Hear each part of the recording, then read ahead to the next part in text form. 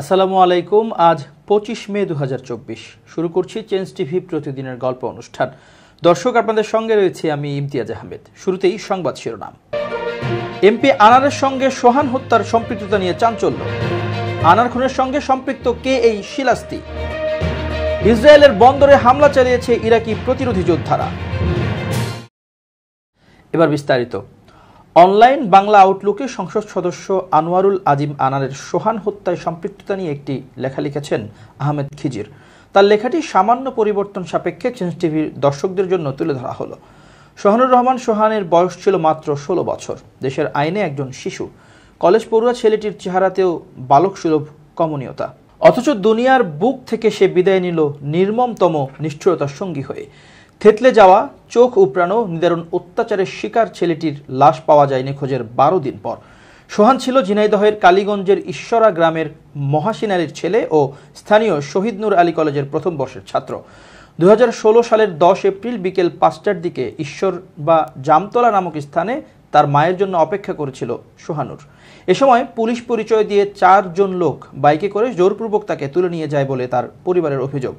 নিখোঁজের 10 দিন পর চুয়াডাঙ্গা সদর উপজেলার বুলকিয়া চন্দ্রতলা মাঠে সোহানুরের গুলিবিদ্ধ লাশ পাওয়া যায়। এরপর সোহানের পরিবার শতিনেক গ্রামবাসী নিয়ে এমপি আনোয়ারুল আজিম আনারের সঙ্গে দেখা করে। সোহানের মা হাত জোর করে ক্ষমা চেয়ে বলেন তার ছেলেকে ফিরিয়ে দিতে তারা এখন থেকে সপরিবারে আওয়ামী লীগ করবেন। কিন্তু এমপি আনার উত্তর দেন যে তোদের আওয়ামী লীগ করা লাগবে না, আওয়ামী লীগ করা লোকের অভাব হবে না।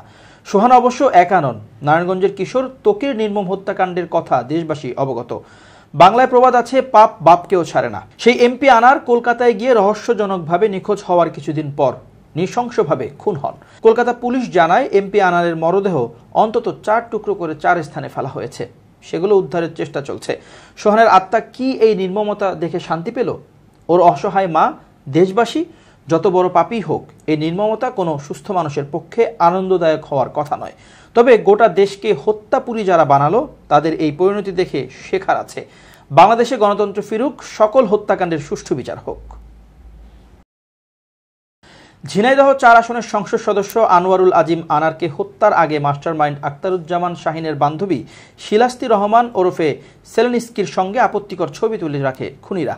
সেই ছবি ছড়িয়ে ঘটনাকে ভিন্ন খাতে নেওয়ার পরিকল্পনাও ছিল তাদের। এছাড়া হত্যার আগে সেই ফ্ল্যাটে ক্লোরোফর্ম ছড়িয়ে দিয়ে অচেতন করা হয় এমপি আনোয়ারুল আজিম আনারকে। তদন্ত সংশ্লিষ্ট সূত্রে এসব তথ্য মিলেছে। তবে এসব অস্বীকার করেছেন অভিযুক্ত শিলাস্তি রহমান। আদালতেও বলেন, আমি কিছুই জানি না। তদন্ত সংশ্লিষ্ট সূত্র জানায় এমপি আনার হত্যার সময় কলকাতার সেই ফ্ল্যাটে ছিলেন শিলাস্তি রহমান।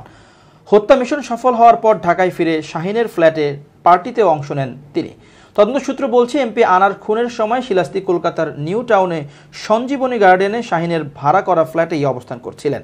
ভবনে প্রবেশ করে তিনি অবস্থান নেন ফ্ল্যাটের 3য় তলায়। পরে তাকে নিচে নামিয়ে আনা হয়। ততক্ষণে নিচতলায় আনারকে অচেতন করে ফেলে খুনিচক্র। এরপর শিলাস্তির সঙ্গে আনারের আপত্তিকর ছবি তোলা হয়। ফের তিনি ফ্ল্যাটের উপরের তলায় চলে যান। ব্লিচিং পাউডারের গন্ধ পেয়ে নিচে নেমে আসেন। খুনের বিষয়টি বুঝতে পেরে ফ্ল্যাট থেকে বেরিয়ে কলকাতা বিমানবন্দর এলাকার একটি হোটেলে অবস্থান করেন। পরে সেখান থেকে প্রধান কিলার আমানুল্লাহর সঙ্গে দেশে ফেরেন তিনি। এমপি আনারের মেয়ে মুমতারিন ফেরদৌস ডরিন রাজধানীর শেরেবাংলা নগর থানায় হত্যার উদ্দেশ্যে অপহরণের যে মামলা করেছেন তাতে শিলাস্তি রহমানকে গ্রেফতার দেখিয়েছে ডিবি পুলিশ। শুক্রবার আদালতে হাজির করে তদন্ত কর্মকর্তা অন্য 2 আসামির সঙ্গে তারও 10 দিনের রিমান্ড আবেদন করলেও আদালত তাদের 8 দিনের রিমান্ড মঞ্জুর করেন। ডিবি সূত্র জানায়, 22 বছর বয়সী এই শিলাস্তি মডেল হতে চেয়েছিলেন। কয়েক বছর আগে এক ক্লাব পার্টিতে শাহিনের নজর কাড়েন তিনি। এরপর তার বান্ধবী হয়ে যান। পুরান ঢাকার বাসা ছেড়ে ওঠেন উত্তরার মতো অভিজাত এলাকায়।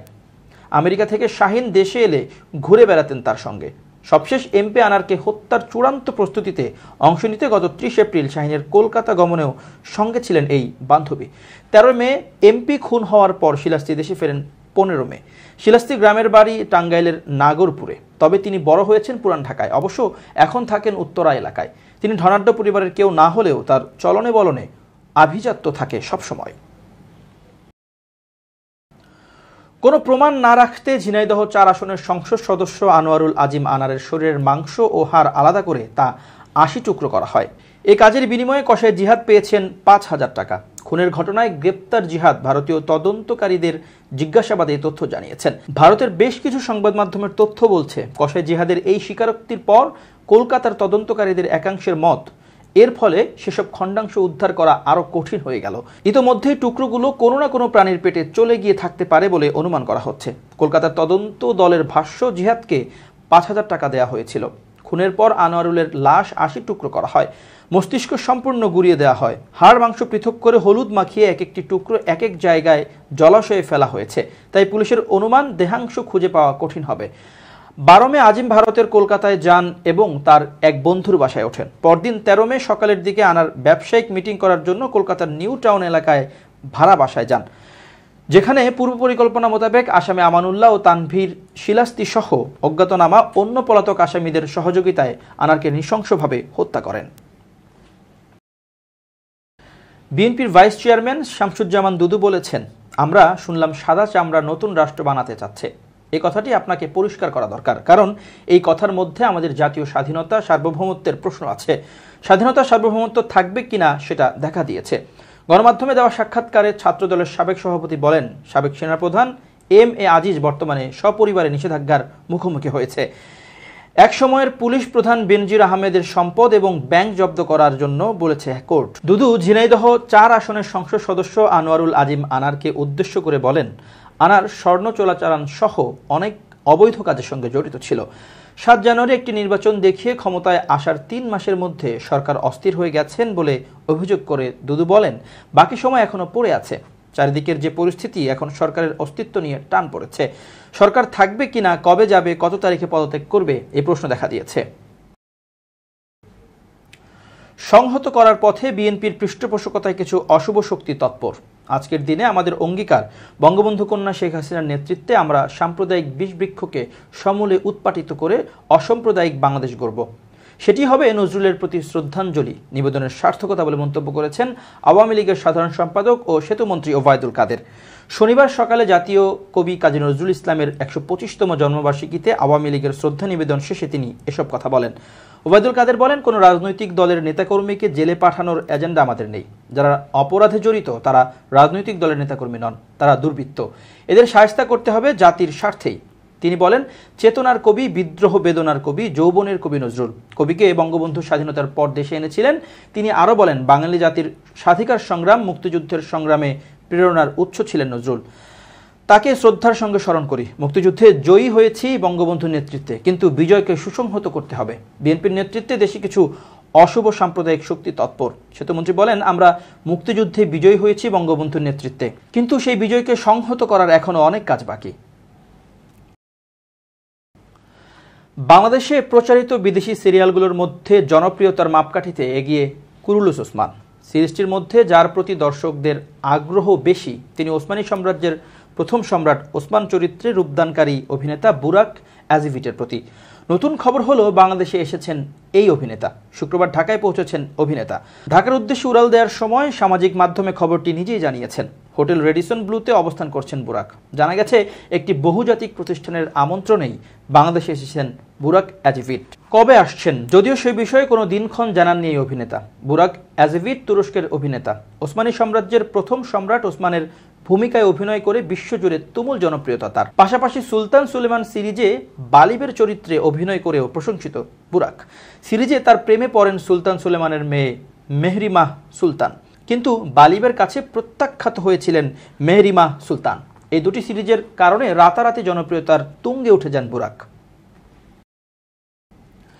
এবার খুব জরুরি 1 মিনিট জানাচ্ছেন ইউনেস্কো ক্লাব পুরস্কার বিজয়ী সাংবাদিক আমিরুল মোমিনিন মানিক।